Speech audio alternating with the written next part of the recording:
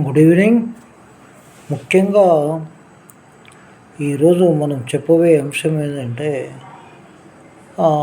మనీకి ఎంత ప్రాధాన్యత ఉంటుంది ఎక్కడైనా సరే అనే విషయాన్ని మీద చర్చించబోతూ ఉన్నాం. మనీ అనేది ఏంటిది, ఒక్కొక్కరు ఒక రకంగా సంపాదిస్తున్నారు. ఒక్కొక్కరికి అదృష్టం కలిసి వస్తే డబ్బులు వద్దంటే వస్తూ ఉంటాయి. కొంతమందికి ఎంత కష్టపడ్డా చాలా ఇబ్బందికరం ఉంటుంది. కానీ దాన్ని ఎవరైతే కష్టపడతారో వాళ్ళనే కష్టపెడుతూ ఉంటారు. ఇది జగమెరిగిన సత్యం. ముఖ్యంగా ఈ యొక్క మనీ మ్యాటర్ గురించి అనుకుంటే చాలామంది సన్యాసులు కలిసిపోతారు. ఈ యొక్క సంసార బాధ్యతలను వదిలిపెట్టి ముఖ్యంగా వెళ్తూ ఉంటారు. ఎందుకంటే రకరకాలైనటువంటి టార్చర్ తోటి ఈ యొక్క బాధలు కష్టాలు వద్దనుకొని దేశంలో ఉన్నటువంటి ఆలయాలను, దేశంలో జరిగేటువంటి అన్ని విషయాలను చూసుకుంటూ రామకృష్ణ అనుకుంటూ కేవలం ఒకటే పూట తిని జీవిస్తుంటారు.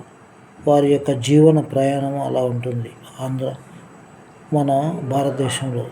ఎందుకంటే టార్చర్ పెట్టే వాళ్ళకు టార్చర్ భరించలేక రకరకాలైనటువంటి ప్రాబ్లం తోటి దేశాలు తిరుగుతూ ఉంటుంటారు. దానికి ఒక కాషాయ రంగని ఇంకొకటని చెప్పుకుంటుంటారు.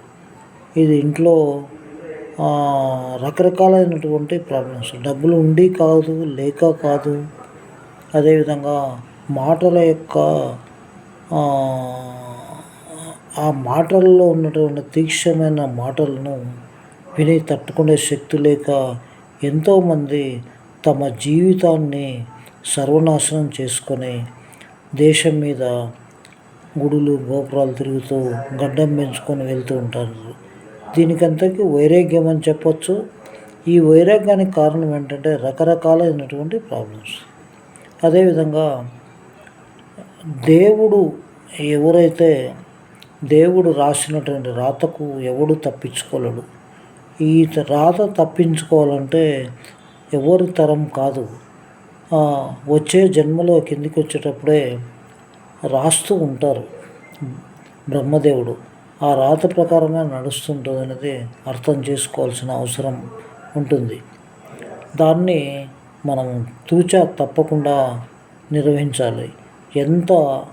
ఎన్ని రకాలైనటువంటి హింసలు జరిగినా అనుభవించక తప్పదు.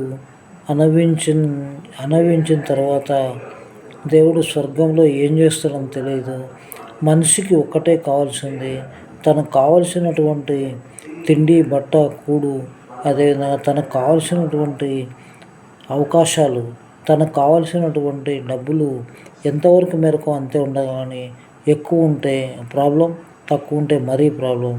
కాబట్టి ఫైనాన్షియల్గా అందరూ కూడా చాలా స్ట్రాంగ్గా ఉన్నప్పుడే మనం అందరం కూడా స్ట్రాంగ్గా ఉన్నట్లు, తమ యొక్క ఫ్యామిలీ కూడా ఉన్నట్లు భావించవచ్చు. నమస్తే. Thank you very much.